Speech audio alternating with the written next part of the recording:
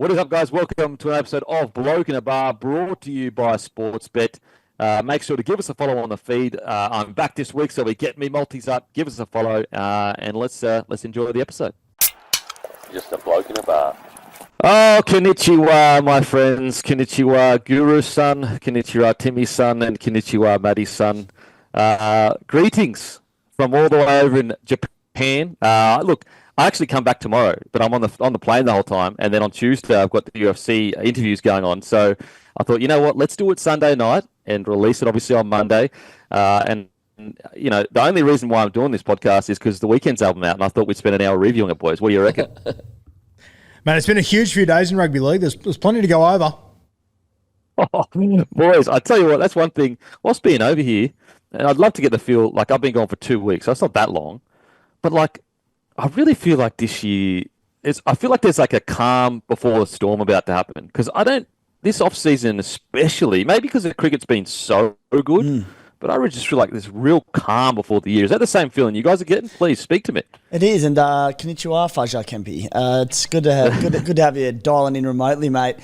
It's been the weirdest lead up to the season. Like, rugby league infamous for chaotic off seasons with, you know, signing news and all sorts of stuff and off-field dramas. It has been so chilled out, Roo. So, I don't know. I feel like it's going to explode. I'm going to wake up one morning to 10 different headlines because it's been too quiet. Yeah, it feels like the calm before the storm. I think something's coming. But, yeah, it's been wildly quiet so far, mate. Because, like, you even look at, like, the Dylan Brown situation, which is probably the biggest story at the moment. I mean, outside of maybe the Dragons situation. Like, that's been there, like we discussed a couple of weeks ago. Like, that's always been there. Like, the player option, he hasn't extended. He hasn't agreed to, you know, take up that option. So it's almost like, don't get me wrong, I know that the manager sent out that email, but, like, it's almost like, you know, the NRL media have just gone, well, there's nothing really else to talk about here. Like, we may as well start talking about Dylan Brown and where he's going to end up, when, in reality, all he's really doing is doing a normal contract negotiation like anyone would do around this time. So, but anyway, boys, as I said, konnichiwa. I'm currently in Japan. Last night here, very sad to leave. I tell you what, I am very sad to leave. You know that when you have like a holiday and then you get like the pit in your stomach at the end of it when it's like all ending, and then you think back to the time when when you first arrive and you're like, there's 2 weeks left. Oh my God, I've got so long. So for everyone that's watching and also listening, head over to our YouTube, which we passed 50,000 subscribers, guys. Thank you so much. Incredible. Absolutely. Thank you guys so much. We really, really do appreciate it. And as we promised, we have heaps planned for our YouTube. This will be our second vlog. So I've got the Jai Apataya vlog, and now we've got sumo wrestling vlog. That's right. I went all the way to Japan. And basically how that all came about is I was initially supposed to go with Sammy Goodman for KO, and we booked everything, and we couldn't get a refund in it. So I was like, well, why don't I go over there and shoot some content for KO and Bloke and do some sumo wrestling content whilst also going to the Inouye fights. So No Limit got me some tickets. KO got me some tickets to that as well. And yeah, so there's a massive vlog on YouTube right now, my experience in Japan, but also a deep dive into sumo wrestling. I meet a sumo wrestler. I learn about the culture, the history. It is real. Like, man, I had so much fun learning about you know, the sumo wrestling culture, and also Japan as well, about the samurai. We also went to an Inouye fight, which was incredible. It was such a good trip. I cannot express, and it's all there. It's all there on vlog for you to watch and see. Bloke bucket list. As I said, we'll be vlogging plenty of stuff this year, plus a bunch of other stuff. So head over to our YouTube and check it out. And also, before I move on, this week, exclusive on Main Event and KO, you got Strickland versus Duplessis on Sunday. That's right, exclusive to Main Event and KO. Make sure to get that pay-per-view because I cannot wait. So I'm going to be interviewing some of those boys. I'm pretty sure maybe on Tuesday we'll be releasing some content leading up to it. But this Sunday, brought to you by KO and Main Event, exclusive to Main Event. It is an absolute barn burner of a fight. UFC, a fart, but also a fight in Sydney. So make sure to tune in. And on top of all that, the season preview, our biggest show of the season, it drops next Monday. That is right. Set your alarms for 3 o'clock next Monday on all platforms. The season preview drops. The biggest episode we do all year long. Our season preview is, last year, it is our biggest episode in our history. Make sure to be ready for that. Make sure to be ready for that, guys. Boys, but as I said, how you been? What's been going on in Australia? Boys, I was just thinking about, we spoke about it the other day, about the best sporting day of the year. Monday we have got the Super Bowl into the preview show. So the Super Bowl will wrap up at around 3 o'clock on the dot, straight into what I assume will be 9 to 10 hours of rugby league pure preview. How good? 9 to 10 hours of it. That's going to be one hell of a slog, isn't it? What a day, Roo. And the rest. That is your Super Bowl. Super Bowl into Super Bowl. Unreal. Hey, Kempy, I don't know a heap about sumo wrestling, which won't shock anyone. Tell me something I don't know about it. It started as a religious tradition. And basically, the Japanese culture, they believe that, I guess their myth is that two gods actually had sumo wrestling to decide the fate of the Japanese people. And then obviously one god won. And then a ritual would be basically sumo wrestling was purely religious. And what they would do is they would do sumo wrestling to try and get a good harvest for their farm the next day. And so that's like kind of where it all started. And then eventually it turned into a sport. But you've got to go and watch the vlog to get all the insights and the detail. We actually met a famous sumo and we got to spend the whole day with him. That was in a Mitsubishi ad, I think. Is it a Mitsubishi and also a Jetstar ad? And you see that on the vlog as well. So yeah, sumo wrestling, really interesting. 10 million people plus watch it. I actually went to a sumo wrestling tournament, one of the biggest tournaments of the year. I think Yokozuna is the name of the big dog sumo. So the number one sumo is called like Yokozuna or something like that. And he had just retired only a few days before this tournament. So the footage you're seeing is a selection of the new big dog, the new main sumo wrestler. And it is huge over here, absolutely huge. And funnily enough, it's not just the Japanese that do it. It's actually Mongolian sumo wrestlers. They've got a rich history. There's a couple of Ukrainians in there at the moment. All over the world, there's different sumo wrestlers. So it's super, super interesting. But boys, a bit of cricket happened. Before we get into the footy, let's talk about a bit of cricket. Usman, Hungriest player, brought to you by Menulog. Even me looking at that last test against India, I was like, Usman, he was okay. He had a big moment when we needed him to towards the end, but he also had a tough moment at the end of the day. But to go out and hit 232, and granted, I understand that, the competition wasn't as fierce as maybe England or India or some of the other nations, but you can never sniff at 232. What do you think, Timmy? Yeah, remarkable knock, mate. And yeah, handed Sri Lanka their biggest ever test match defeat with that, the margin. Khawaja was brilliant, wasn't it? First double century for him in his career, 38, 39 years old, an absolute veteran of the game. And there was a few question marks, coming off the back of that Indian summer about his place in next year's, or this year's, I should say, Ashes series. But he's all but locked himself in for that one with that knock, which was just absolutely phenomenal. Sri Lanka, they didn't play their conditions too well. And even Kemp, you mentioned that they... probably not the stronger opposition in theory as India. Sri Lanka were, I think, third or fourth in the World Test Championship standings as well coming into this. They knocked over New Zealand 2-0 earlier this year as well. New Zealand, who famously went over to India and beat them 3-0, swept them on home turf. So they're a pretty good cricket side, the Sri Lankans, but we absolutely wiped the floor with them. Mate, we are in cricket right now. I know it's not glory days, but I tell you what, because we're in it, we don't have the rose-coloured glasses on. But I reckon, in 10 years, we probably will be looking back at this period. And I reckon there will be some people that will refer to, this will be their glory days. If you know what I'm saying? Obviously, we're over 30 years old. But I reckon there's probably some 18-year-olds out there right now that may actually refer back to, Paddy Cummins and this crew. I know Paddy Cummins wasn't over there, but you understand what I'm saying. And Steve Smith. And call it the glory days. And I actually think, from a purely casual perspective, I know they're not the greatest ever Australian side, but I think they're doing enough to be considered like a glory days side to a new generation. What do you reckon, Timmy? Is that too much, too little? What do you reckon? Well, mate, I'll just jump in quickly. I was actually talking to my brother who's 21 in a few months, so he wasn't alive or old enough to witness Gilchrist, Warne, Punter, who I always, there was a period of time there where they almost ruined cricket for me for 10 years because they retired. Then it was we're never going to see anything better than that. I'd throw it to you, Timmy, because as I said, I was talking to my brother and the names Lee, Gillespie, Pigeon, they don't hold the same level of respect to him as they probably do to me because I went through it all. For me, I look at this current side, they're doing incredibly well, and it's probably just because of the way I look through it through rose glasses, as can be said, but I just don't know how another cricket side could ever hold a candle to that side I grew up with. And maybe I'm biased. Where do you sort of sit this side?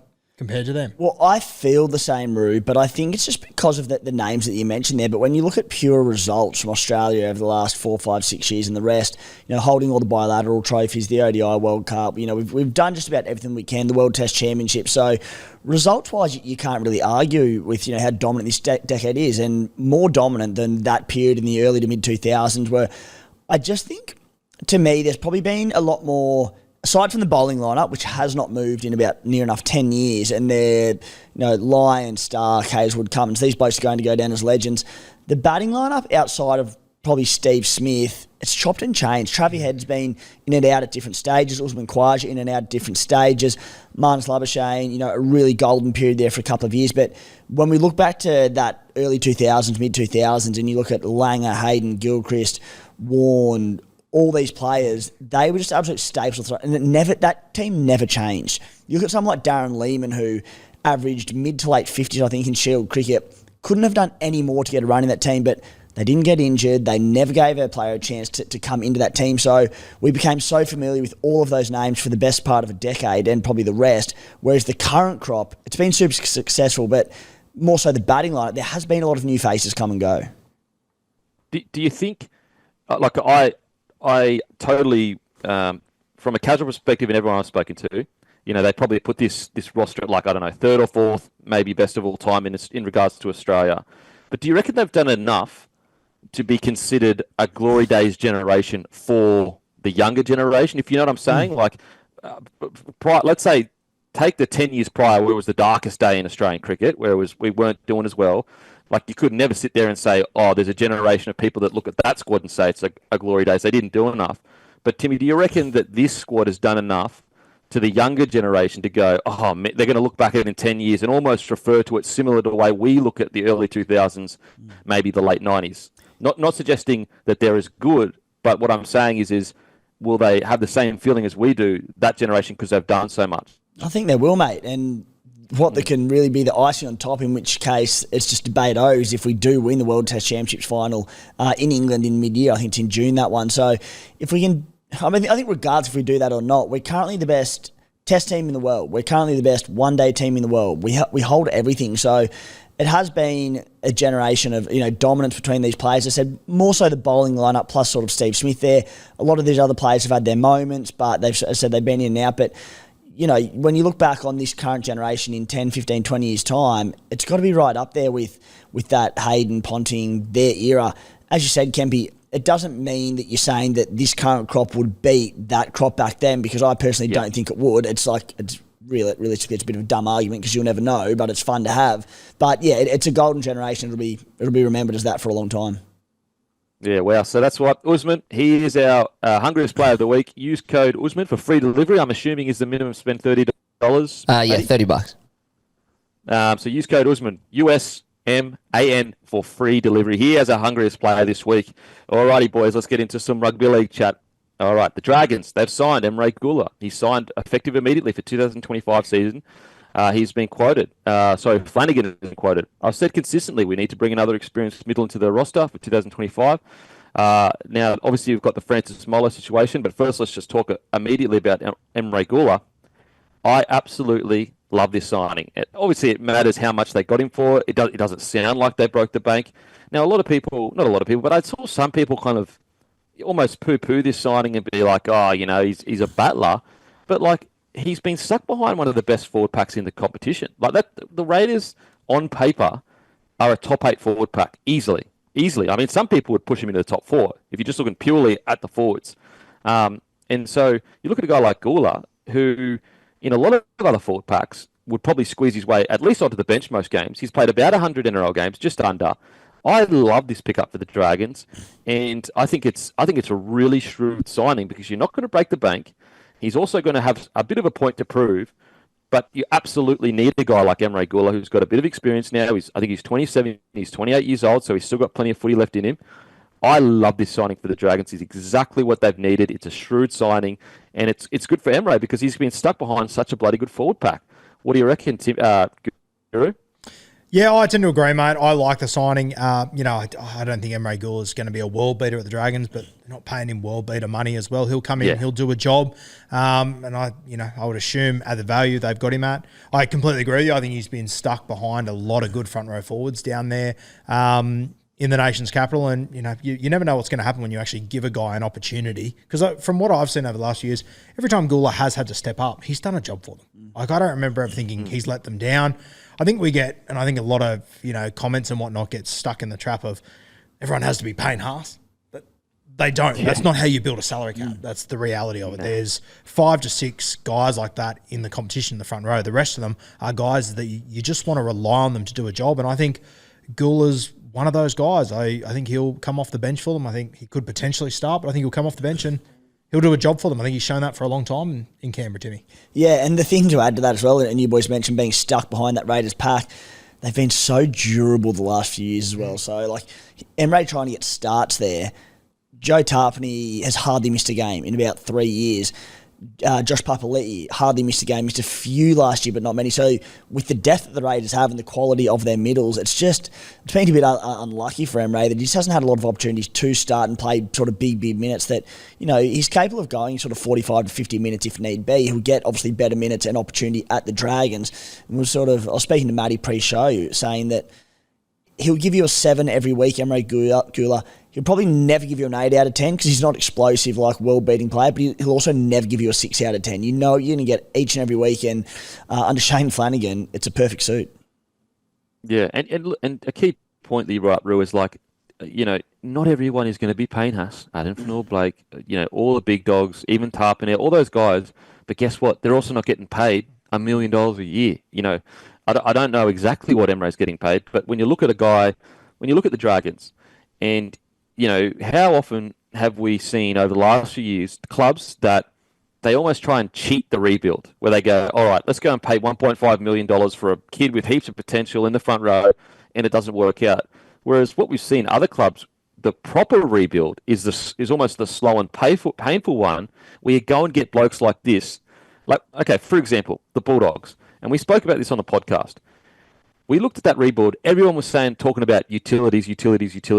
And we said on the podcast, you can go back, it's not about the position they've signed. It's about the type of player they've signed. These are all handy NRL standard players that can build a culture and a standard and help your team progress from last to, say, 10th or 11th. Now, granted, they actually went better than we expected, the Bulldogs. But then you look at the Dragons and you go, and that's what a guy like Emre Guler is going to do. He's an NRL standard forward. Now, you know that for a fact because he's nearly played 100 games. He's not a kid with a bunch of potential, or he's not an aging forward that, is, let's say, at a top-tier club, and he's 30 years old, and the top-tier club is just got so many young guns coming through that another club comes and pays too much for him, and he's actually past his best. It's actually a guy that you're going to get for a relatively good price. He's not at the end of his career, but he's also proven that he is worth what you're paying him. And you're going to rebuild into where you want to go. And I think a guy like Flanagan is going to use a guy like Guler and say, and Timmy, you can speak more about this, but I've never watched a game of Guler and said, he's catted it, he hasn't had a dig, he's not trying. As I said, the only shortcoming he probably has is the fact that he's not as big and as explosive as the $1 million forwards, but you're not expecting to do that. You just want him to come on, get a 7 out of 10 every single week. Maybe some weeks it'll be 7.5, maybe even 8 out of 10 because he's a bit more confident now because he's one of the main guys coming off the bench or even starting. And so I like this type of rebuild rather than let's riskily sign a guy that could stuff our salary cap up for 5 years on a chance that he takes us from 12th to 4th in one season. Thoughts, boys? Yeah, and he's got as well, like, I dare say this would have been a tough one for Ricky Stewart. I'd imagine they'd have created a pretty big bond, having spent a lot of time together in recent years and coming through Guler's career. But Ricky'd be sitting there going, look, we have so many forwards. We've got blokes up and coming, Trey Mooney, Pasami Saulo, Adam Mariota. There's so many options and you can't hold everyone. So for whatever reason, it ended up being Guler, who has moved on to the Dragons. But yeah, he's going to be good in that regard. And as I said, it wouldn't have been a light one decision to make for Ricky. And just like more so to my point that, all these guys can't be stars. Like, you have a look at the last time Shane Flanagan won a comp. Like, it's got, like, you have your guys like Andrew Fafita, Matt Pryor, Paul Gallen, the stars of the game, but you need your Sam Takatisis, your Jason Bakuyas to do a job for you in those 20, 30-minute splits to give these guys spells and whatnot. And he's just a guy that I trust will do a job for them. He's not gonna kick the door down. He'll do a job for you, which is what I think it's all you want your middle forwards to do for you coming off the bench realistically. Well, I mean, you could make the argument. Let's say they had Emre Guler last year. Is he enough to squeeze him in those last 2 games to get a victory? Maybe. I know it sounds dramatic, but like he makes their squad better, and they were this close to finals footy, like this close. And so, like, you look at it and go, Flanagan, I understand they've lost Lomax and Hunt, but let's just assume they're heading into this year with the same standard of roster. Now, that's, you'll find out in our preview if we believe that, but I'm just saying, let's assume that. Then, if you go from where the Dragons have been into finals footy with a couple of shrewd signings, all of a sudden, you're on your way up to, where you're on track for the rebuild that Flanagan has been tasked with. So, yeah, look, I really like this signing. I think it's super smart. Going to a forward pack that isn't necessarily a premiership threat forward pack, but is one of the best forward packs on paper, and picking out a guy that is on the fringe of that forward pack, but has also played 100 games, I think that's smart roster management. I think that's smart recruitment because, there's no chance of them going to Penrith or the Storm and picking a fringe guy out of that forward pack because they're going to be like, well, I'm going to stay here to potentially win a premiership. Whereas the Raiders, they're quite a ways off a premiership right now, and also they've got a lot of young fellas coming through. So I think it's really shrewd. I really do. And funnily enough, I actually saw a comment, and maybe he was being sarcastic. I don't know, but I said, someone said something like another Vaughan. Are we forgetting that Vaughan was playing Origin and for Australia when he came to the Dragons? Like, if it's another Vaughan at Vaughan's best, it's a bloody good pickup. Yeah, for sure. And I think people forget how good Paul Vaughan, like, he was the best front row in rugby league for probably an 18-month period there. He was killing it at one point. He killed it. If you can get half of Paul Vaughan, full credit to you. And, I look at their side and how I think they'll line up. I think you also need to remember with the Dragons that they've sort of gained a middle through Damien Cook as well. Yeah. Like, for me, he'll play 20 minutes at hooker at the start, then he'll move to lock. So, all of a sudden, and then you have a look at their bench. Like, I love Fatal and Mariner. I love Haumole. Both are no stranger to an injury.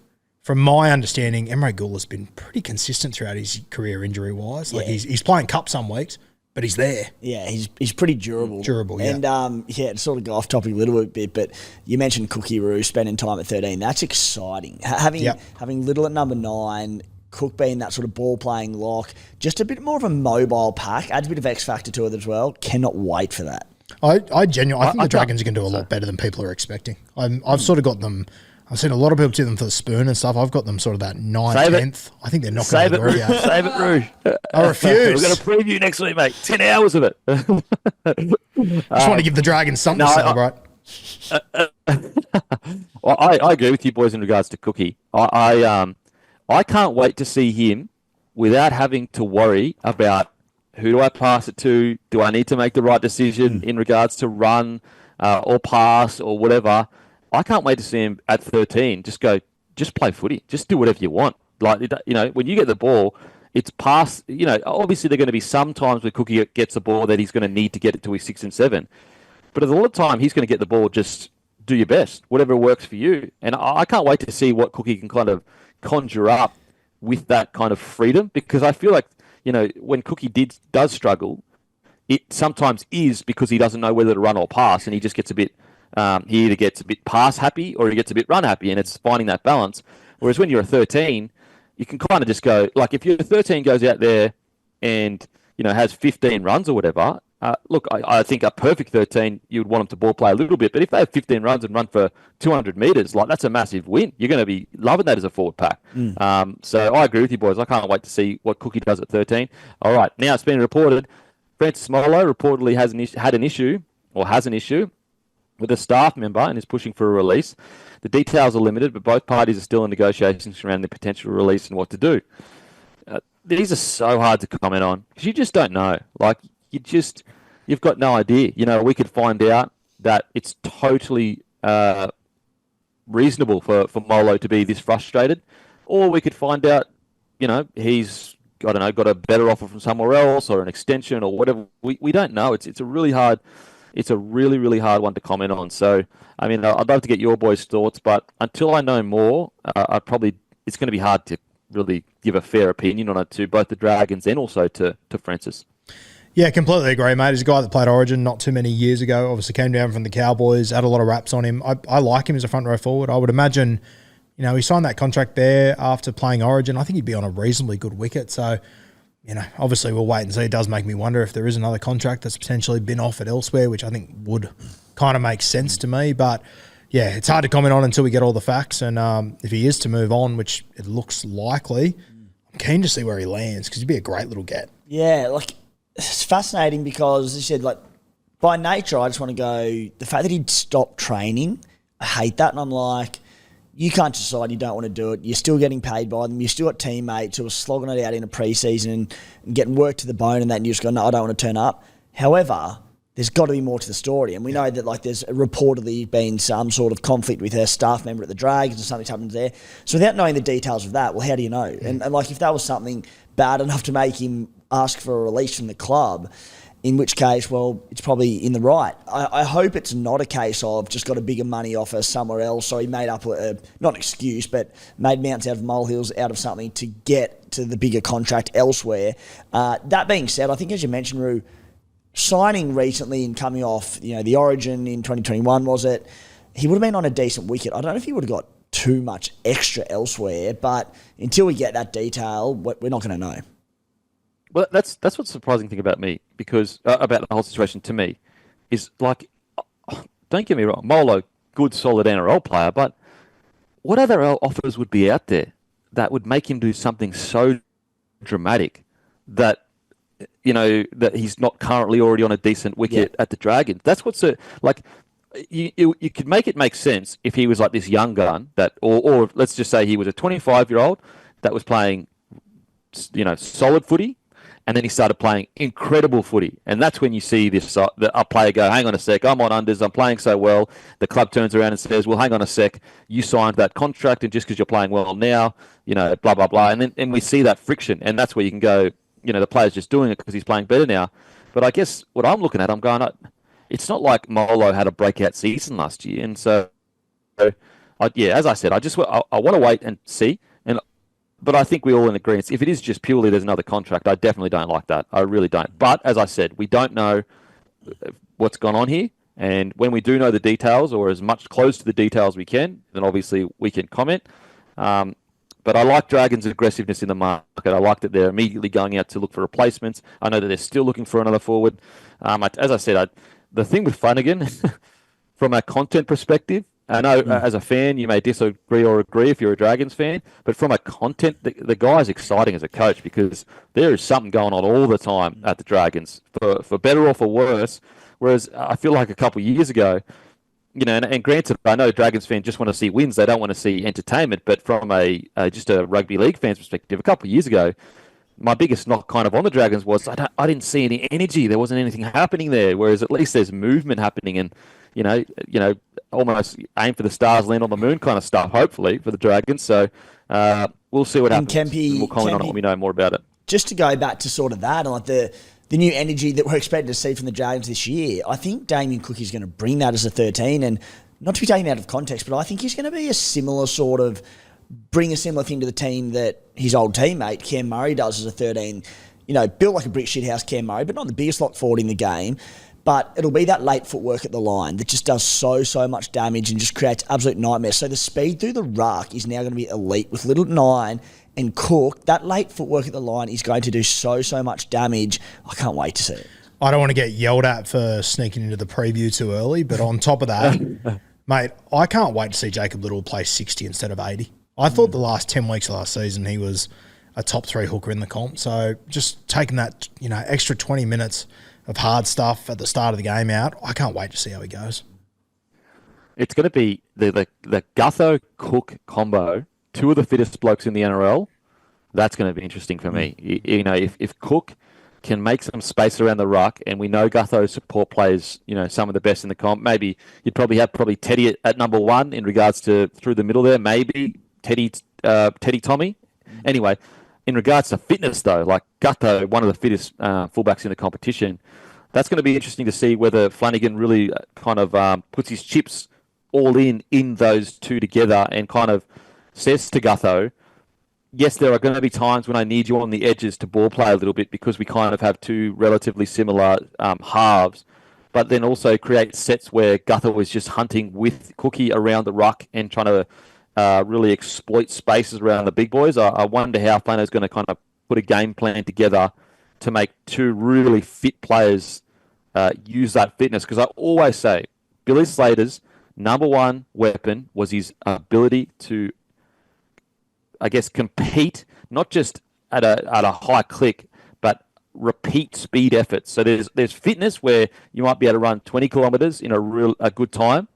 But then there's also another kind of fitness, is anaerobic fitness, where you can sprint 10 meters, recover really quickly, sprint 10 meters again. And I always felt that Billy Slater was like the king of that. Teddy's really good at it as well. And I think Gutho, he's somewhere a little bit in the middle where he's got that long distance fitness, but he also has that repeat kind of effort fitness as well. So I really can't wait to see Cookie and Gutho work together there through the middle. Anything else on the Dragons there, boys? All good, mate. All good. All good. Don't forget, guys, Grumpy Coffee is available at grumpycoffee.com.au. And I tell you what, someone at South, they're grumpy. They're very grumpy because South Sydney, they're our grumpy blokes of the week. They either want stadium upgrade or they want to move. So use code SOUTHS for 10% off this week. So they're either going to have their frown turned upside down or they're going to stay very, very grumpy because the Rabbitohs CEO, Blake Solly, says the club wants to remain at Accor Stadium, but only if the government commits to their upgrade. Otherwise, they want to move to Allianz Stadium. Now, granted, with this, I know when you immediately hear that as a rugby league fan, you go, hang on a sec, you signed a deal with Accor Stadium, you should stay there. Roosters are kind of connected to Allianz, I get that. However, it is my understanding that the deal the Rabbitohs signed with Accor Stadium was under the agreement that the stadium would be upgraded. Now, Matty, I would love to hear a more detailed insight into this because I know you know quite a bit about it. Blake Solly has been pretty strong in his stance that unless it gets upgraded, and it was supposed to get renovated, it's supposed to get fully the Allianz Stadium treatment, that didn't get done, but that's just what happened. And the stadium is now 30 years old. It's an old stadium. In my opinion, it's a terrible viewing experience. Like, Allianz and Accor Stadium is absolute chalk and cheese. So there's no wonder Souths want to go there. And if they've been told that they will, they could sign a long-term agreement under the proviso that it'll be upgraded, then, and it hasn't been upgraded, then they should be able to move, in my opinion. Now, I think objectively, Allianz Stadium is a better stadium than Accor Stadium. It's, as I said before, it's chalk and cheese. I would love South to move there. It's kind of annoying as a fan that's just been bubbling around because, like, even when I sign up for my membership each year, like, I'm hoping at the end of each season that next year we're going to beat Allianz. So it's kind of annoying. Look, I live around the corner from Allianz, so I want us to be at Allianz Stadium, but I'm around the corner from South HQ as well. Like, this is where South area is. I think it would reward a lot of fans in this area to go back to Allianz, and that would be my preference. Boys, what do you reckon? I want to see them in Allianz. I've got family that are South Sydney fans and whatnot, and I don't know. I don't think the Rabbitohs should be out there. I think they should be in Sydney. I would love to see them split that with the Roosters. I think it'd make for more entertainment, more conversations around it. Obviously Redfern isn't anywhere near a big enough complex to be able to hold NRL games, but I think the closest place you can get is Allianz, and that's where I want them. Yeah, the less footy regular season in particular, I think out at Olympic Park the better. I was out there Friday night getting a bit of a country music fix. Luke Combs. Yeah, Ned Brockman did a shoey out of a cowboy boot on stage. It was one of the great nights. However, the venue, mate, I can't stand going out there. It's just such a trek. And like, regardless of proximity and if you live out there or whatever, just the stadium itself, it's so far from the action. I get it for the bigger games where you get the big crowds and you can get extra people in for Origin and Grand Finals, and that all makes sense.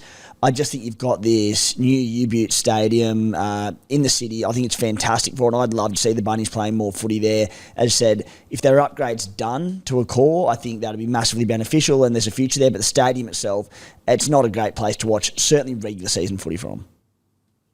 I tell you what, and Guru, you kind of said this yourself, but from a content entertainment perspective, imagine the yarns around the fact that the Rabbitohs and the Roosters use the same stadium. Like, the headlines that creates, the hype it creates. Whose home is it? Whoever wins, it's their home. And look, I get it. The Roosters fans are sitting there going, hang on, we were there first and all that kind of stuff. But technically, it's a government stadium, and so it should be available kind of to everyone. And I just think, like, the two oldest clubs in the competition at the same stadium, like, that creates headline, that creates tension, that creates stories for the ages that you talk about in 20 years' time. I love it. Now, granted, I understand that, like, if the Rabbitohs can use this to push the government to upgrade Accor Stadium, and that's actually beneficial to all of the NRL, because then obviously the finals and everything is better. I get that, but yeah, I would rather have more, more headlines, more tension, more rivalries, more stories in the fabric of rugby league by the fact that they're both at the same stadium. And from a purely just getting out their perspective, it's just honestly, like, I went to the grand final with Broncos Panthers, and getting out made me never want to go again. And like, that's even, like, obviously I was upset that we lost the grand final, the Broncos and all that stuff, but I was still appreciative that I got to witness such greatness. But immediately walking out of the stadium, it just crashed, because I'm just like, oh my God, it's going to take 2 hours to get home. It's just not a good experience, and I just don't see the longevity out there currently as it stands. I think that you just save it for the big matches, for the big crowds. I get all that, but for me personally, I wouldn't mind seeing the Rabbitohs at Allianz Stadium. I just think it would create so many. Like, for example, the Penrith Panthers now at Conbank this year, because they're getting their upgrades.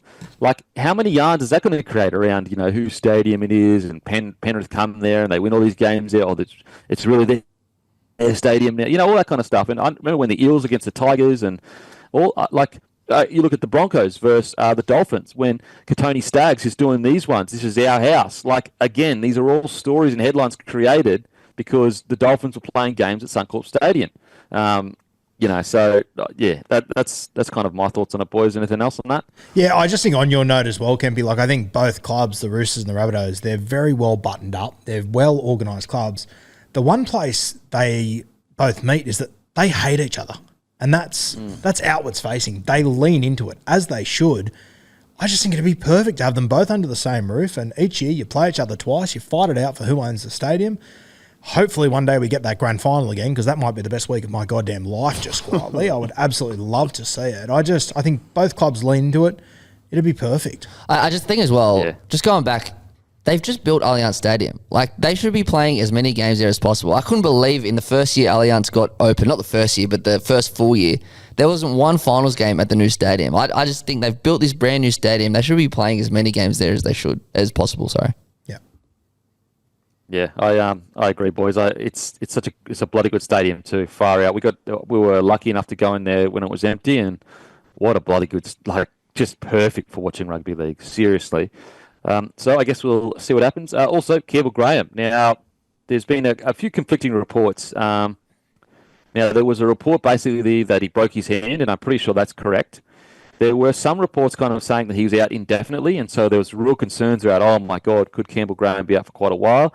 Then I've seen other reports, according to Webster, that it's close to maybe just like a 3 to 4 week thing, or around a 4 week thing. Regardless, it's just like, it is the last thing Campbell Graham needed, the poor fella, and I'm just devastated for him. And also, it's one of those injuries, it's a broken hand, you can't help it. It's one of those things that it's a freak thing. It's not like it's soft tissue, a calf, a hammy. Just devastated for Campbell Graham. Root.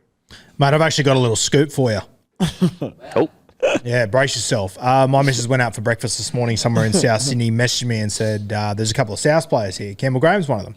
And I said, has Campbell got strapping on his hand? She said, he's got a fat lip, a massive cut over it. I said, what about his hand? He's broken it apparently. She said, I didn't see his hand. Maybe he's been in a fight and that's how he broke it. Oh, there's a little scoop Campbell for Graham you. Punching on. Yeah. Okay. Headline, you heard here first, Latrell Mitchell, Campbell Graham punching on. Wayne Bennett had to break them up. That's what I'm hearing. That's what I'm hearing when you tell that story. But no, in all seriousness, obviously Campbell Graham, broken hand. I saw Webby say the other day, I think 4 to 5 weeks, as you just said, Kempy. I'm assuming he'll be back for round 2, round 3. I don't know where the indefinite call would come from. I'm no NRL physio or doctor, but I would assume he'll be back. The indefinite call came from the fact that it was too swollen to make a call on it. But it's gonna be about 4 weeks. Yeah. 3 or 4 weeks, yeah. Okay, beautiful. Yeah, a few little early headaches for the Bunny. So hopefully he's just that 4 to 5 week mark and he's good to go for, if not round one, near enough. But you add in young Hazen Mellors, young winger. He did his hammy as well during the week, so it doesn't help the stocks there. Ewan Aitken's going to miss the start of the season. Cam Murray's going to miss the start of the season. So all this promise and hype around the Bunnies this year with Wayne back, it's not all going to plan just yet, is it? Especially if you're picking, the new halfback Dot on the right edge. Tough for him combinations-wise to be without Campbell Graham for a few weeks. So, interesting times at South Sydney yet again, Matty. These injuries just don't stop. It's ridiculous. I tell you what, though, Latrell Mitchell is looking fit. Wow. And we'll get into this in our preview, but, I always say this is your physical shape is the most honest you can be in your commitment. Whatever your physical shape, because it's the hardest thing. You can sit there and talk a big game about how committed you are and all that kind of stuff, but if you do the hard work to get yourself in good physical nick, that is your most honest way of saying I'm ready to go. And I tell you what, Latrell Mitchell, he looks fit. Mate, Keon's the other one too. Seen a picture of him the other day. I wanted to play him in the front row. I had to look at a photo of him the other day. I don't think you can anymore. He's almost he looks fantastic at the moment.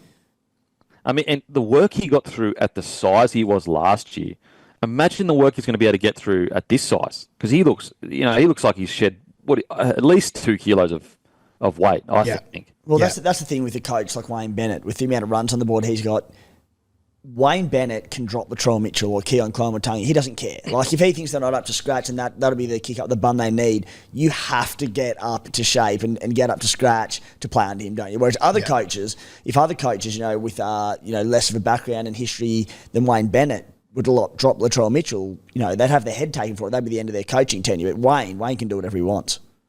Yeah, and it's a great point, Timmy. We spoke about this quite a bit. There are certain players that need superstar coaches, that need coaches that are almost bigger than them, because it's very hard. I do think that when Seibold came to the Broncos, I think it's a big reason why Darius and him probably didn't work the best that they probably hoped it would, because he was a rookie coach and Darius had achieved so much in the game, and I'm assuming Seibold probably came in and was kind of this is the way I want to do things, and Darius probably was sitting there going, well, I'm a senior player, I want to have a say in these things. Again, this is all just pure speculation, but what we do know for sure is that it didn't really work out with Darius and Seibold, and the only reason I bring that up is that certain players just need superstar coaches. They need the big personality coaches to guide them along, because it is very hard for a rookie coach to come in and say, all right, you do this and you do that, because if you've achieved so much in the game, you'd be sitting there kind of well, I've actually done more in the game than you, and I don't necessarily agree with that. Now, granted, I know people listening right now are sitting there going, hang on a sec,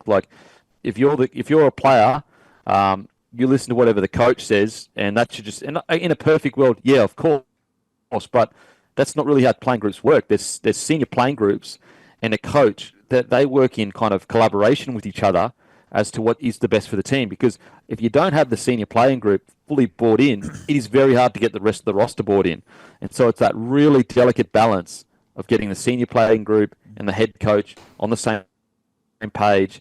And so that's why, as you just said, Timmy, you don't see many rookie coaches come in and say, this superstar player, you're getting dropped, because his head would roll. And rightly so, because he probably hasn't earned the right to make such a big call, because he's also a rookie himself. And that's why it's so hard to be a coach in the NRL. I mean, you even look at a guy like Fitzgibbon, the biggest knock on Fitzy is probably, people say he's too loyal to Sharks. Now, I think Fitzy has been, an 8 out of 10 pretty much every year minimum. I think he's been an incredible coach, maybe even a 9 out of 10 in some years, but that, I guess that's people said he's been too loyal, and he's look at the successes he's had. So, just to piggyback kind of on your point, Timmy, it's a good point in regards to sometimes you just need that big dog coach. What do you reckon, Roo?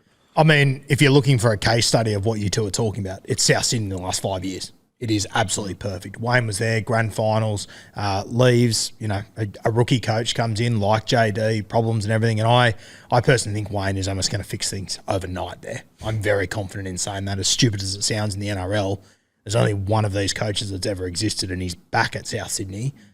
I think you can already see from Latrell from Keon, from all these guys, how good they're looking. It's a perfect example of it. Yeah, big year ahead.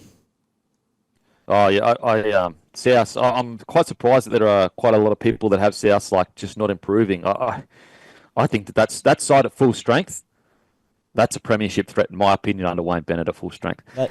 So guys, use code SOUTH for 10% off your Grumpy Coffee order this week. Use code SOUTH for 10% off your Grumpy Coffee at grumpycoffee.com.au. And also, our friends over at Good Day, use code DMP for 10% off, and you can combine that with subscription for 20% off at begoodhealth.com.au, because Campbell Graham, he's the one that needs a good day, the poor fella. He needs a bit of lifting. I've had my good day over here. It's been brought with me to Japan. It's helped me get through the walk a million steps a day. Dylan Brown and Mitchell Moses. Dylan Brown's manager is reportedly shopping him around for $1.2 million. The Roosters reported a meeting this week. However, it's unknown if they're willing to pay $1.2 million.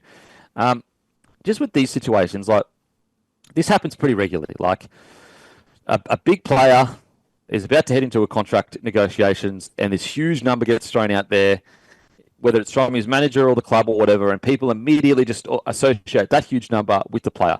What I can be pretty confident saying, it's not Dylan Brown that will be sitting there saying, I want $1.2 million. It would be his manager potentially putting that number out there, because one of the keys of negotiation is you put the highest number you can that's close to reasonable, so that you're willing to, let's say someone comes and says, we'll give you $1 million or, whatever. Whereas if, let's say his manager was to come out and say what he really thinks his value is or whatever, let's just say his manager was like, I reckon, 800 or 900K around that mark, then a club might come in and say, all right, we'll give him 700K. And so I wouldn't get too caught up in this $1.2 million figure. Because I think I'd like to get your guys' thoughts. I personally don't have him a value of $1.2 million currently.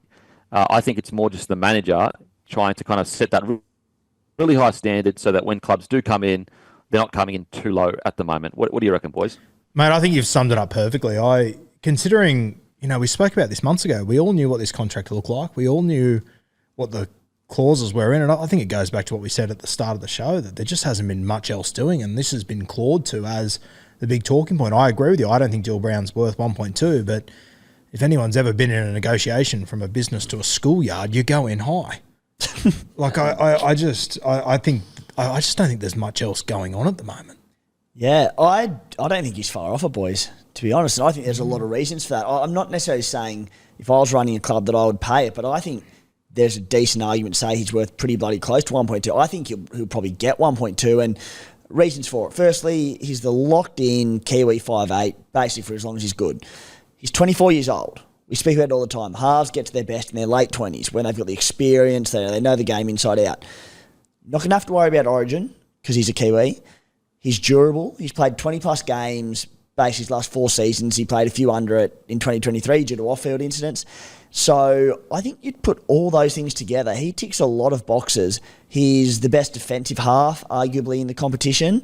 I don't think he's far off 1.2. My devil's advocate call would be just that we saw him this year without Mitch Moses, and he really did struggle there, realistically. And I know you're not paying him to be a halfback, to be a 5'8", but 1.2 is a lot of bicky. That's got to be your main guy in your club.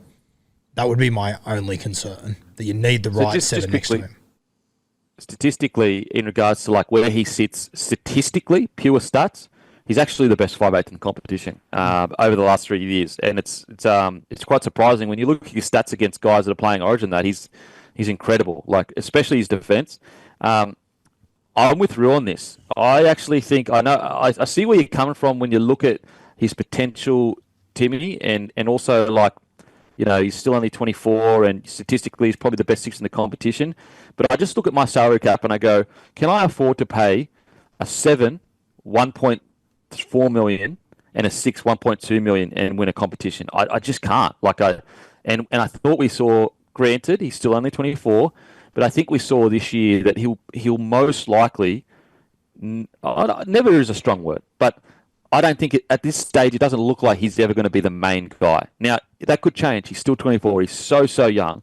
But I just think his personality and kind of the way he plays will always need a really good 7 to kind of steer everything around. And that's where I go, okay, so if I'm a club and I'm looking, and look, granted, that's a different conversation to, is there a club out there that could get market pressured into pulling him at 1.2 million potentially? That could happen. I don't think that's unreasonable, but I think if I was running a club, I'd be looking at it going, well, if I pay him 1.2, what am I going to pay the half that gets paired with him, and then all of a sudden my salary cap is pretty much just in my halves?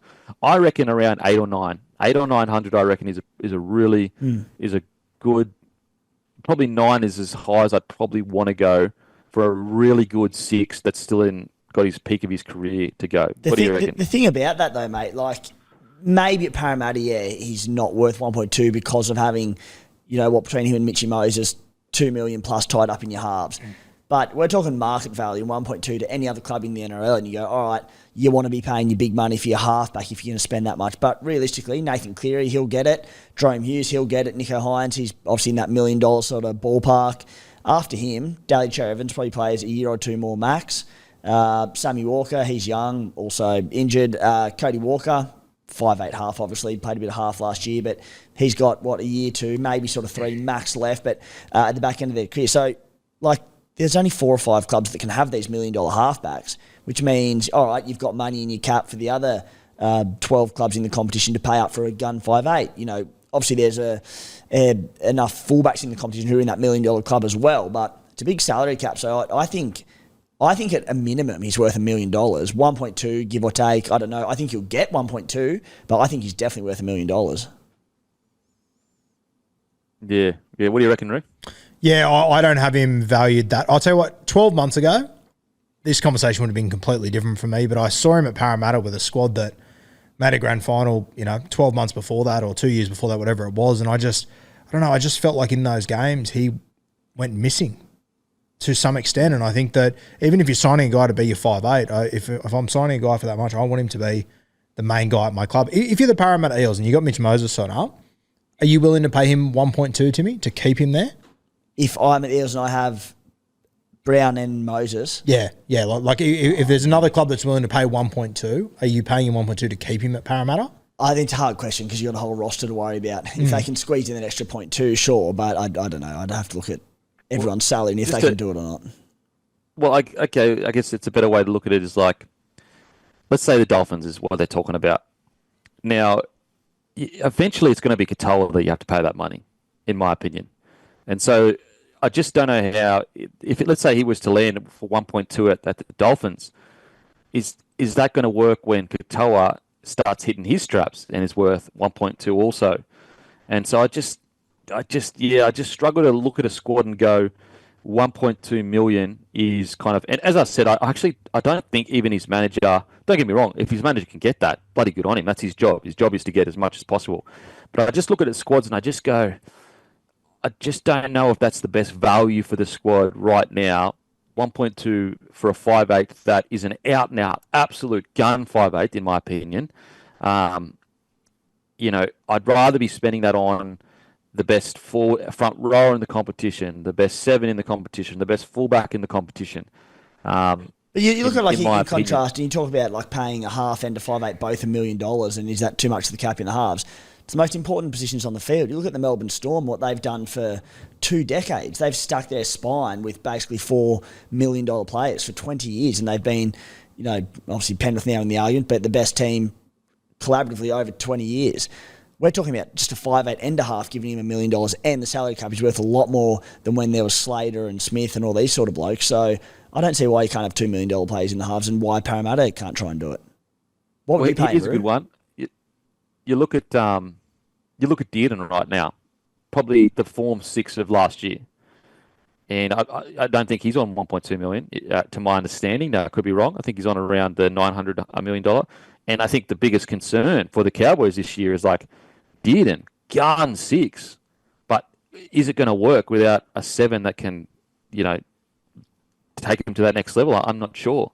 You look at a guy like Jerome Luai, who is essentially being purchased and moved into 7 at around that price value, and he's won multiple premierships at 6, plays for New South Wales, all that kind of stuff. So, I mean, to be honest, we actually aren't that far off each other. I would land in around 900. It's not like we're fucking worlds apart.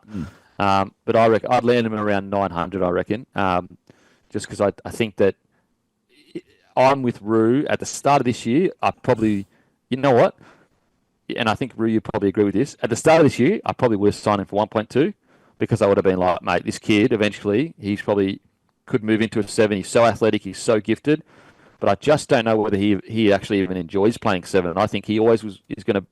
It just seems his personality is like, no, I want to tackle my ass off, run the ball hard, and just enjoy my rugby league. I don't want to have to worry about all that extra stuff. And so, yeah, but I won't be shocked if he lands somewhere around the 1.1, 1.2 mark, but I reckon I'd probably go around the 800 to 900, probably 800 to 900 mark. Just to back up what you said, can be 12 months ago, I would have signed him to a $1.2 million deal. Then I saw him sort of be the main guy on a team, and I had my concerns. A guy I wouldn't have signed for 1.2 probably 12 months ago was Jerome Lua. Then I saw him be the main guy, and then I sort of went, okay, now I can sort of see that avenue. So, yeah, and once again, guys, as Kimmy just said, I'd be happy to sign him for 8, 9. If Tim's 1.2, it's really not that much difference in any way, shape, or form. But you blokes are both tight asses. That's the richest thing I've ever heard. No way. Oh, wow. Timmy's bloody shirt's nearly painted on. It's that tight. Oh, my God. You're kidding me. I want to make one thing extremely clear, though, because I know there's been a bit of a... And look, everyone's entitled to their opinion. If you don't have Dylan Brown as a top 5'8", fair enough. But for me personally, I was actually quite surprised at how many people didn't even have him in the top 10. For me personally, he's a top 5'6", 5'8" in the competition. When you count age and everything like that, I personally believe he's a top 5, 5'8" in the competition. Boys, where do you have him? Top 5, top 10, top where? He's top 5 without a doubt for me. And I could probably push him into the top 3 realistically. Yeah, I've got him top 3, definitely. Sort of put on the spot a little bit, but definitely top 3. And you look at, 30-0, Pacific Nations final, Pacific Championships final. In that game, Dill Brown, 5'8", in the biggest win in Kiwis history, basically. He had 2 try assists in that and was sublime. Like, that is a massive, massive game. I know it's only one game, but I've absolutely got him, top 3. It's also not the only good game he's played. He's put together years and years and years. And when we talk about that 1.2 mil and the money, he's a 24-year-old who's played in an NRL Grand Final. He's been the 6th for his country for a few years now. He just ticks so many boxes for me. Yeah. Yeah, I think as well, I know stats aren't everything when we always talk about how there's so many intangibles in rugby league, but just go check his stats out and compare him to other 5'8s. Like, he is right up there in most stats. It's try assists, his tackle efficiency, line break, all that kind of stuff. His run meters are substantially better than any other 5'8s, to my understanding, unless I've missed someone. But like when you're talking like Burton, Luai, Dearden, all these guys, he's statistically up there. I understand stats aren't everything, but they are something. They're not nothing.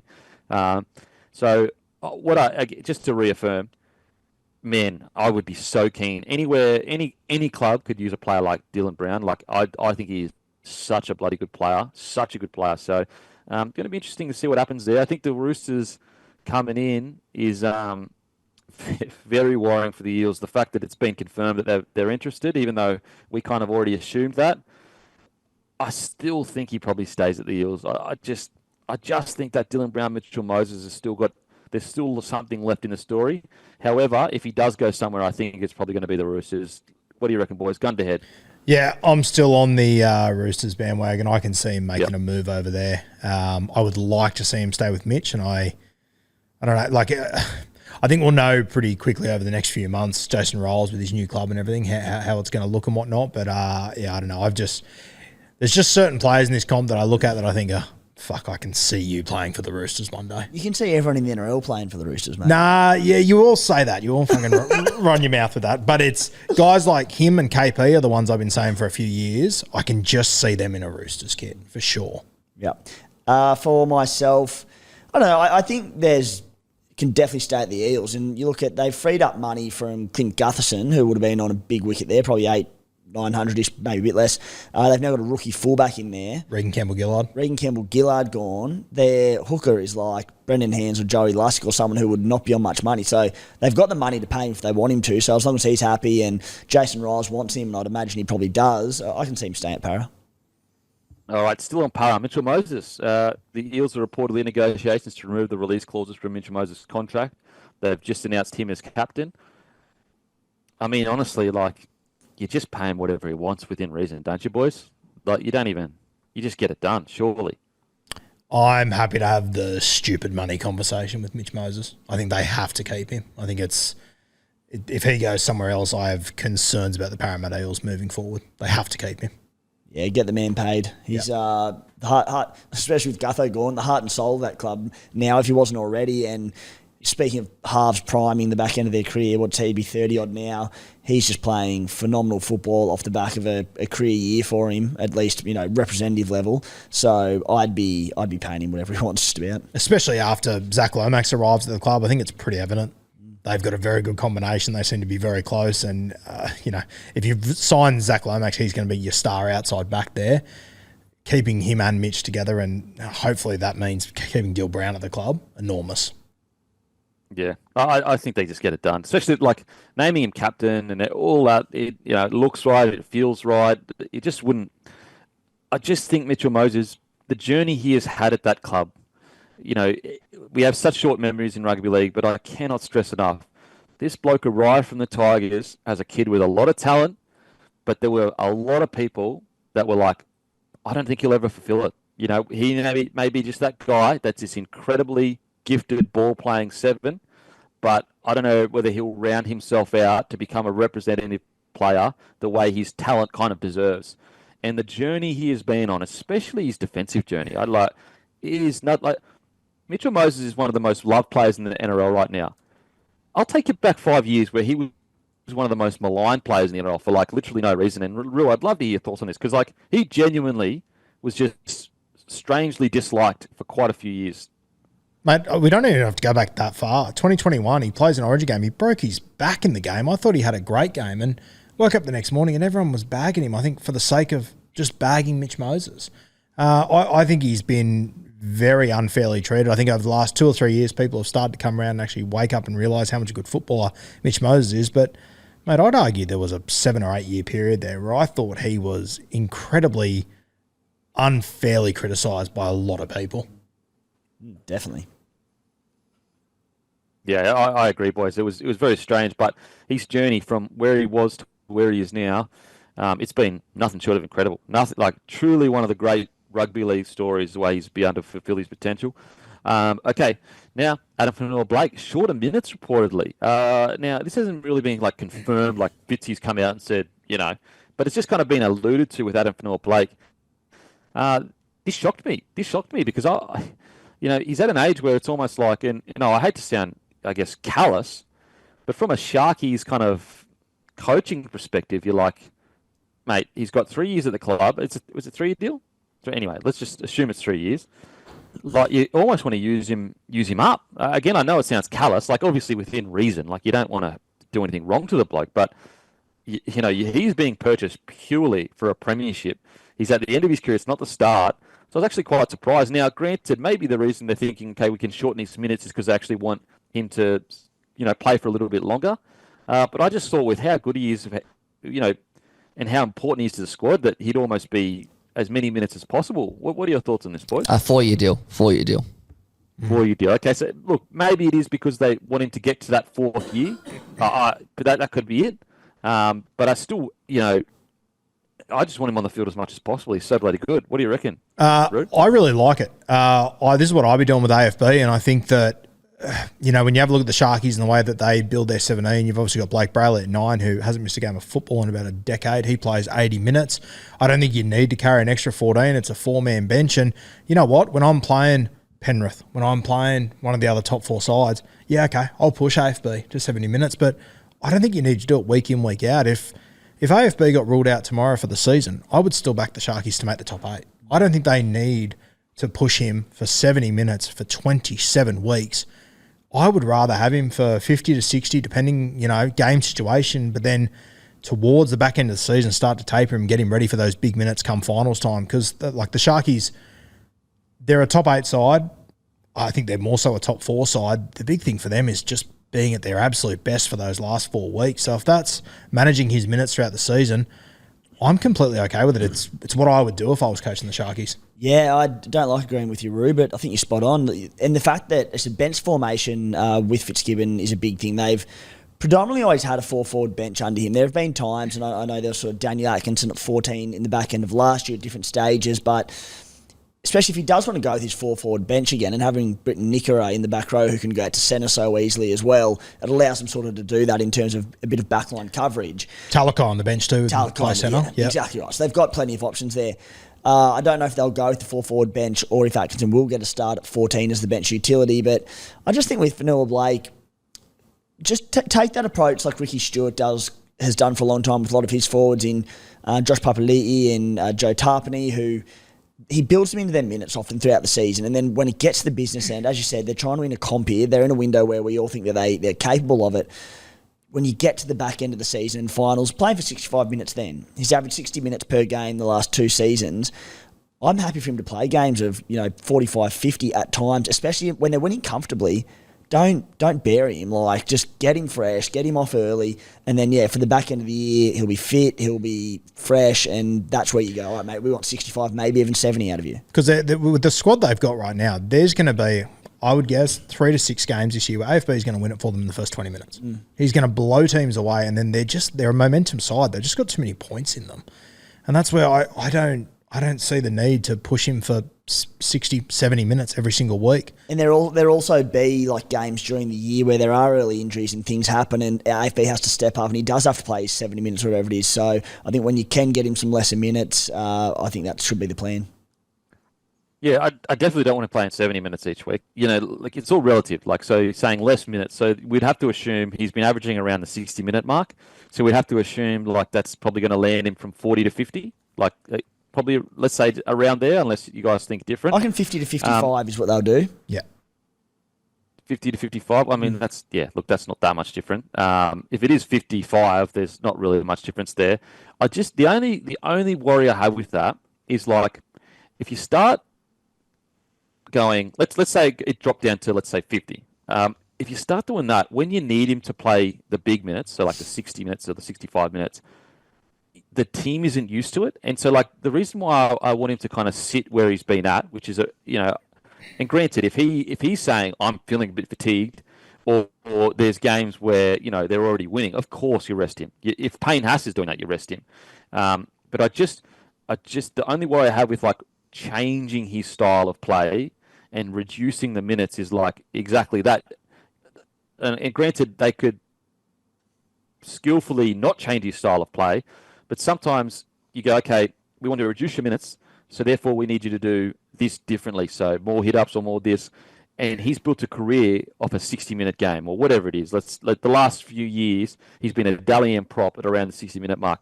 And the only worry I have is like when they need to have those big minutes, the team isn't really used to it, the kind of feel and the vibe of it. So as I said, I'm with you guys in regards to if they're winning games, there's no point in putting him on for 60 or 70 minutes and get the job done.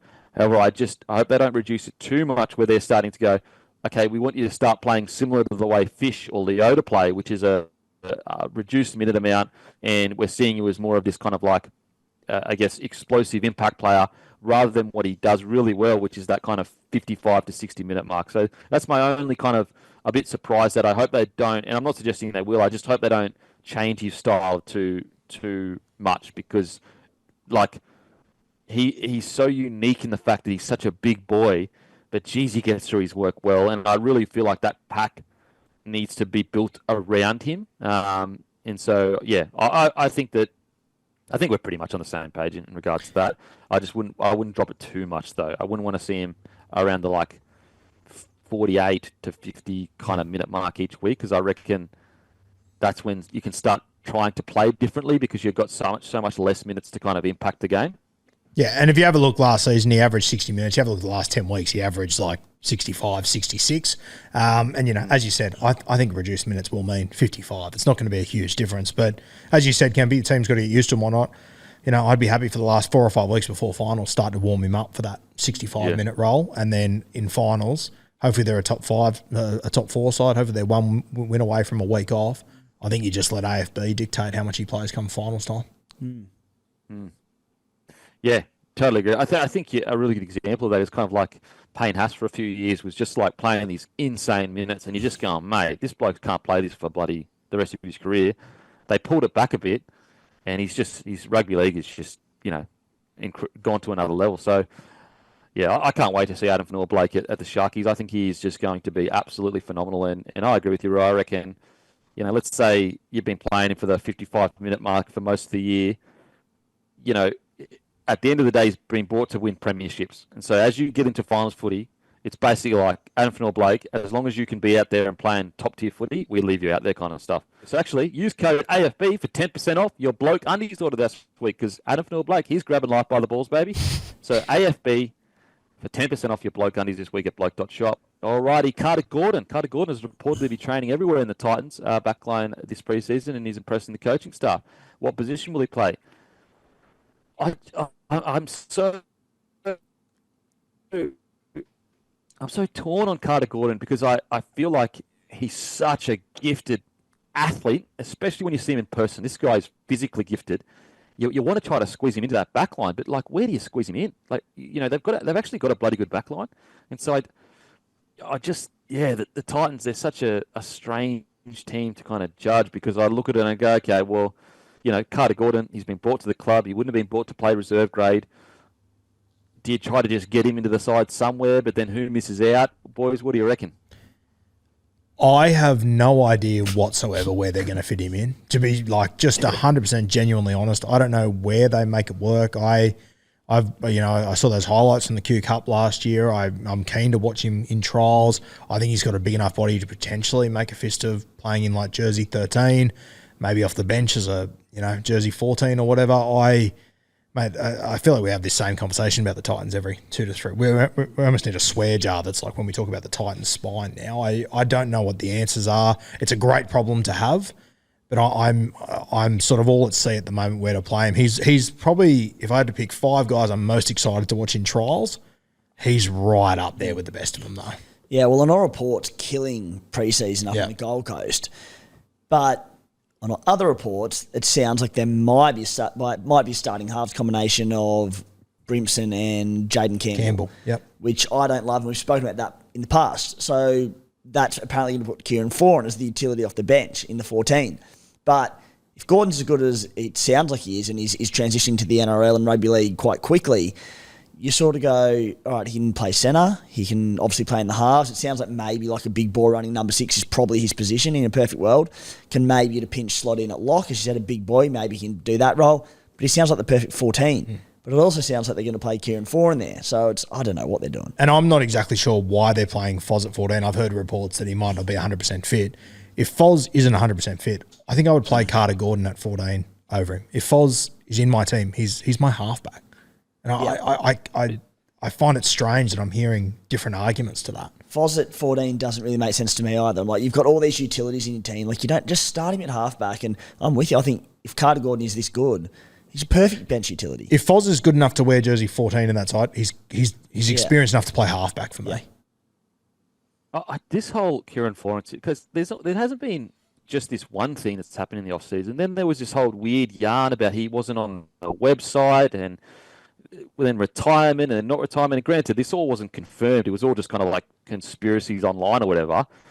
And then to hear that he's, potentially going to come off the bench at 14, like, I don't know what, like, I don't get it. It makes no sense to me, because it's not like he's a 14 that's going to come on and be an explosive impact player. Like, his biggest strength right now is his mind rather than his body. And, that's where you need your 7. The whole thing with Kieran Foran this year just doesn't make any sense for me. It makes, like, I don't get what adds up here.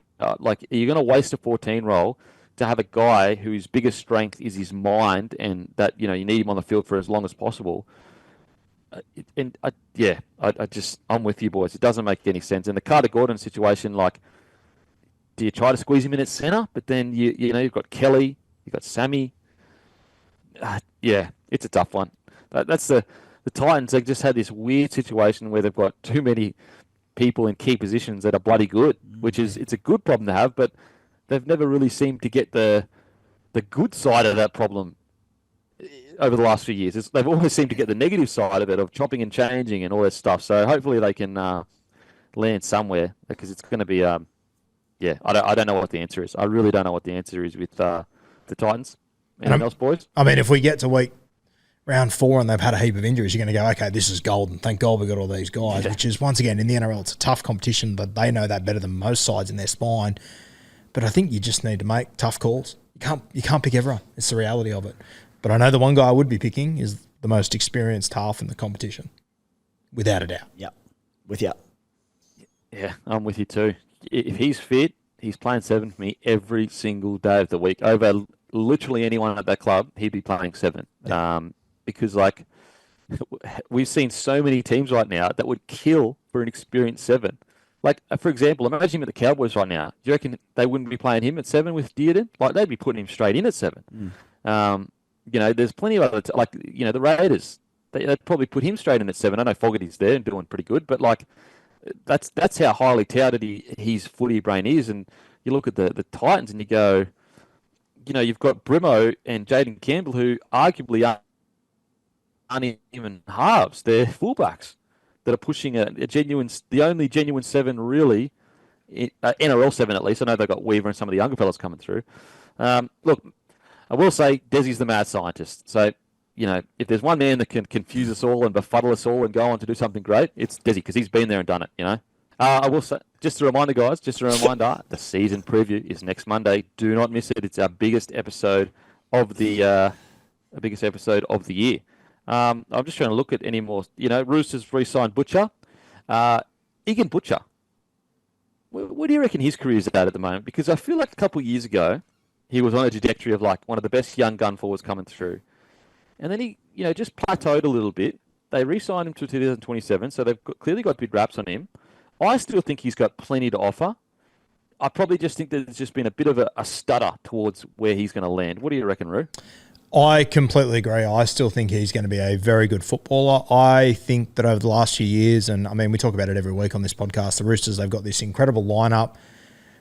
Since they won the comp in 19, they really haven't achieved too much realistically. The prelim finals they've got to, they haven't really competed in. They've been there and thereabouts, but I think there's a number of guys that the Roosters just simply aren't getting the best out of. I talk about Wong a lot. I think he's one of them. I think Egan Butcher is another one. And I think that the Roosters, I'm very confident all these guys are incredibly talented. They're just not getting the best out of them at the moment. So I'm keep in mind, though, Butcher did do his ACL this year, so it's a bit out of sight, out of mind. We haven't seen him for a while. Yeah, sure.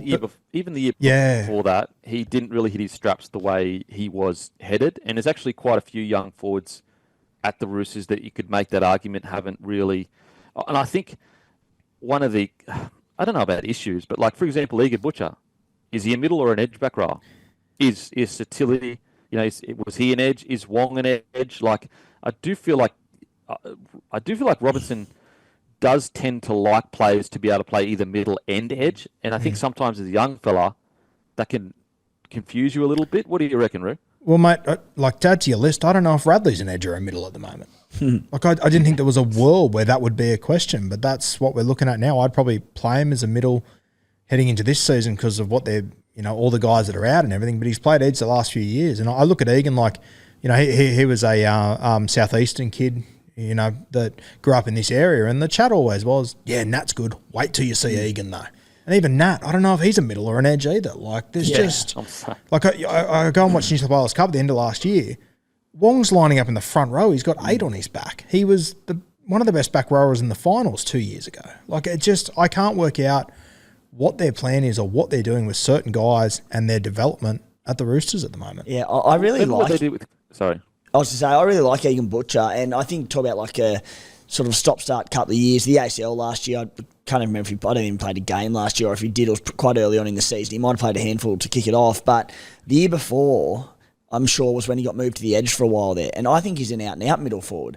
He's a tireless worker. He's got a bit of late footwork. He's that the problem is that the Roosters, that when they've got now Connor Watson there and Victor Radley and Brandon Smith prior to injury, of course, they had so many of these, the prototype, smaller ball-playing lock, which Egan Butcher can do, and they sort of forced him onto an edge. I don't think he's an edge back row. I don't think sort of line running or any of that is his thing. I just think he's a middle. I think he's a great 13. But the Roosters have had so many of them in recent years, and then, of course, there's the injury. So I think hopefully he stays fit all season, gets some opportunity to come off the bench, plays a middle, and he's only, I think, he's pretty young, 24 years old or something. So I still think the future's pretty bright for him. Yeah, I think the future's bright, and I think that, you could make the argument that there's a few young forwards that have just kind of struggled over the last few years at the Roosters with positional changes. And I just go back to, remember when Angus Crichton got moved into the middle as well? And his form kind of dipped a bit, and then they moved him back out to an edge, and he found his form again. And so I just wonder, is it Robbo wanting to create almost like, saying to them, because the game, there's so many injuries and the game's so fast now, you can't afford to just be a specialist edge. I need you to be able to play in the middle, play on an edge. And I just wonder whether that's kind of like some of the young boys' development. And I know it's not like drastically, but just halted it like a little bit, where they've kind of gone, oh, okay, I need to be in the middle, so I need to work on my engine. But at the same time, my line running's taken a bit of a hit, my late footwork. Yeah, it's going to be interesting. As I said, I agree with you boys. I still think Egan Butcher has got a plenty of potential left in him to be a bloody good forward. Nat Butcher, didn't he win their Player of the Year a couple of years ago, or he was close to their Player of the Year? Matter of fact, wasn't he even close to the extended squad for Australia, I think, a year or two ago? And that's his older brother. And as you said, everyone talked about, wait till you see the younger fella coming through. So what I do like about the Butcher brothers, though, is that when it comes to attitude and commitment and ticker, like these guys, they never, ever take a backward step. They rip and tear all game, every game. Yeah, for sure. And they've always been like that coming through the grades in the South Sydney area, and then obviously making their way to the Roosters. They both got huge potential, and they're both two really genuine guys. The Butcher family, well known in South Sydney, a very good family. So I see the Roosters know they're never going to have any trouble with these two as well, and I think they do see them building around them. But give them a position, let them play there. Like you look at Egan's played 50-odd games of first grade. Do we all agree on the panel he's a middle forward? Yep. I think so personally. Yeah. He's played 30 games on the edge. Yeah. 5 games starting in the front row, 3 at lock. Like, I can't make sense of what the Roosters are doing with all these guys. Yeah, it's weird. Don't rate it. I think the Radley situation is like the perfect example. Like, there was a period there where, he was the premier 13, or at the very least in the top 2 or 3. And now all of a sudden he's an edge, I think. Like, maybe. And granted, I understand injuries. I get that. Robbo's probably, if you were to ask him, he'd probably sit there and be like, well, I was forced into that because of this injury or this injury. But it does tend to seem to be a few of the young fellas haven't been locked into a position. So hopefully he gets some minutes in the middle. Plenty of potential there. Olakau'atu gets promoted into the senior playing group as vice captain along Tom Trbojevic and Jake Trbojevic, and obviously DCE also in the captains. I actually really like this. I know there's some people that have been like, why would you add another person to the vice captain? But I think that Seabold's probably looking at this and going, well, DCE and Jake Trbojevic are probably close-ish to retirement. And so I need either Tom or Olakau'atu to be ready to step into that role if one of these two do decide to retire early. And just personally, on a personal note in regards to Olakau'atu's journey, like a few years ago, he was a forward with so much talent that would play like 6 good games and then 2 or 3 quiet ones. The work he has done on his game has been absolutely incredible, and to now earn a captaincy role, a vice captaincy role, it's a testament to his character and his ability to not rely on his God-given gifts and work on all the tough stuff, the mental stuff, and become one of the better leaders at his club. It's a bloody good journey for a guy like Olakau'atu, in my opinion. Yeah, I completely agree, mate. I think it sends a great message to the rest of the side that, as you said, he's a guy that could rely on just being the biggest guy on the field. Instead, he absolutely works his dick off week in, week out. And I think it's great, mate, that, I think it's time that we need to start to have more Polynesian players in leadership groups. I think it's been It's something that we're starting to see come into the game more and more, and as it should be, because there's so many Polynesian boys in these squads, and I think it's good for them to have other players to be able to look up to. There's so many cultural differences when it comes to rugby league teams. I think it's really important. Yeah, you look at like some people are born leaders, and some sports people are born leaders, and whether they wear a captain's armband or they're in leadership groups or not, they have that influence on a group. And Stephen Crichton's a great example early on in his career at the Penrith Panthers. It sounds like that he, was very influential and a big speaker in the group and did all that despite not formally being part of, a leadership group or being a captain. It was inevitable. It went to the Dogs and he got given it. We saw the influence that he had there. Other people are put in these positions and it can take the games to new levels. Now, I don't know what Olakau'atu is like in and around that Manly playing group, but maybe he's one that goes, all right, I now mean so much to this club. They've put me in their leadership group. And it could take his game to a whole new level because he goes, I have to be a leader for them now. As I said, he may not have been in the past. Now he is. Things are going to change. And I think it's a credit to him to get himself into this position. And I can't wait to see what it does for him. Yeah, I think it's great. I really, really like it. And, isn't Manly interesting heading into this year? Because, okay, you could probably say maybe a front rower or two need to have maybe a Paseka needs to have another massive year, take another step. But just the style of footy they played, a whole another season, a whole another pre-season, working on that style of footy, very exciting. As I said, guys, the preview is next week. Alrighty, this week, guys, the UFC, it hits Sydney. Do not miss it. It is a massive card in Sydney. You've got Duplessis versus Strickland, number 2. Boys, are you going to be watching the UFC this Sunday? Absolutely, mate. Wouldn't miss it. Okay, so the main card, Sean Strickland versus Duplessis. Now, Duplessis has come out and, Mark Boris, the great... Mark Boris is such a goat. Think about how good he is. So he dominates the business world, becomes a quazillionaire, and then just starts a podcast, at, I don't know, maybe 60 years old or whatever, and now he's interviewing prime ministers of the country and oppositions and, UFC fighters, to be able to master all these different things, crazy. Anyway, Mate, just to jump in there real quickly, Kempy, when I was a kid, one of Mark's kids was in my team and played with us, and this is before Mark Boris was Mark Boris, and I still remember we'd be playing at Redfern Oval, and he would be sitting in the grandstand with a laptop in front of him, which was unheard of back then. No one carried around laptops with them and was doing stuff on the weekend, and mate, he was just working and grinding constantly on the phone, still getting to all of his kids' sports and everything, blah, blah, blah. But as you said, mate, to watch sort of how he's grown and developed over the years and where he is now, the influence he has, it really is incredible. What was his name before he became Mark Boris? You know what I mean, dickhead. What a wanker. It's been a long weekend. It's crazy. It just shows you that, yes, a totally different field. He's gone from, home loans and all that, dominated that whole, industry in Australia, and then just said, I'm just going to start a podcast now and then create one of the biggest podcasts in the country. At an age of, let's just say 60 years old, a lot of people at 50 or 40 say, I'm locked into what I'm doing and I can't try other things.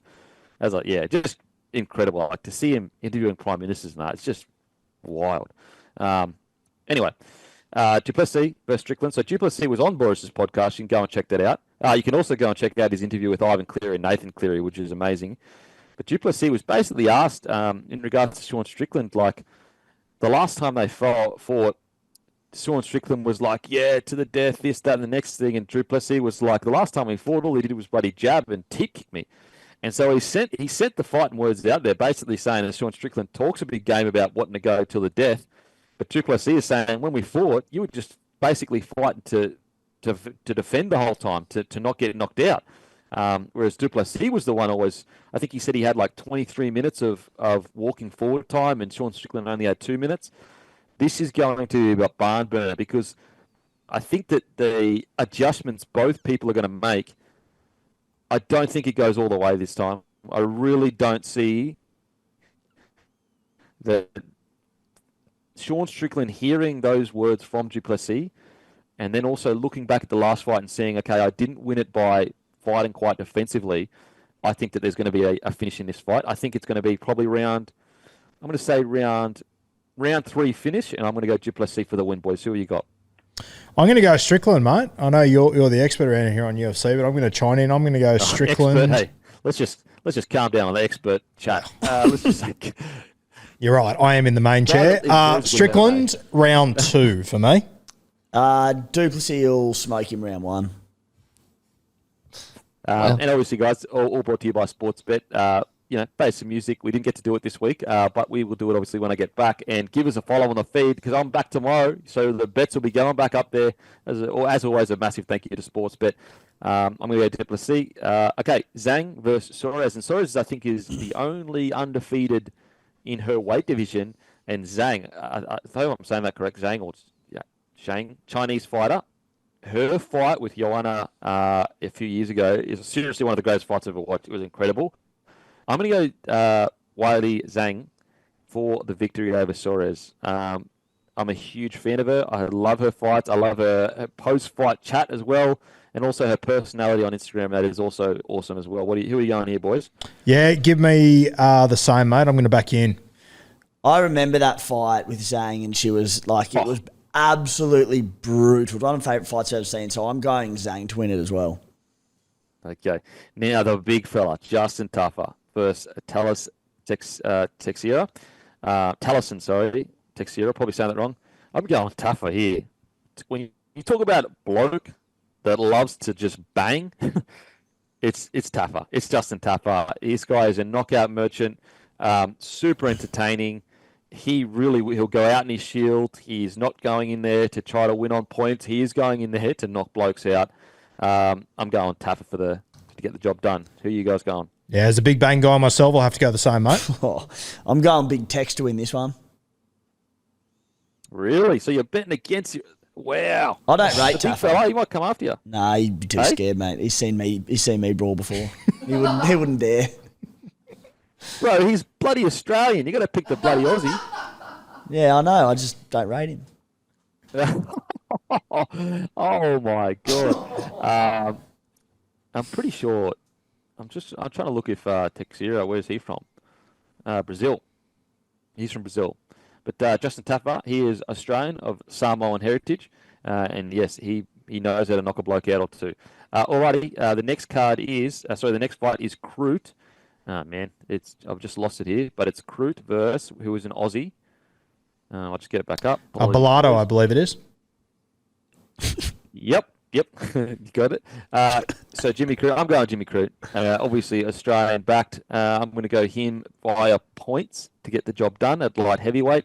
Who are you going, boys? Kroot or Bellado? Yeah, give me Kroot knockout round 2 for me. Yeah, the Aussie Kroot, he'll knock him out round 3 this one.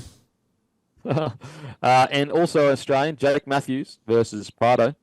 Again, got to go the Australian, Jake Matthews, to get the job done. Yeah, Jakey Matthews. I feel bad now because I accidentally went against the Australian before and I didn't realise he was Australian. So I'm going to go Jake Matthews to knock him out in round 1 because he's a beast. That is this Sunday exclusive to Main Event in KO. I'll be releasing a bunch of content this week in the lead up to it, be able to interview all the fighters, all that great stuff. I think that's it, guys. I think that's it. Make sure to grab some Grumpy Coffee, grab some Bloke Undies. Brought to you by Sportsbet. As always, a massive thank you to Sportsbet. And the season preview, the biggest episode of the year, powered by Sportsbet. Powered by Sportsbet. It drops next week. Do not miss it, guys. We are deep diving into every single squad, what they need, what they don't need. We give our predictions on where we think they're going to finish. It is the biggest episode of the year. It is next week. So make sure to tune in at 3 p.m. on all platforms. And as usual, I'll go and fuck myself. Thank you.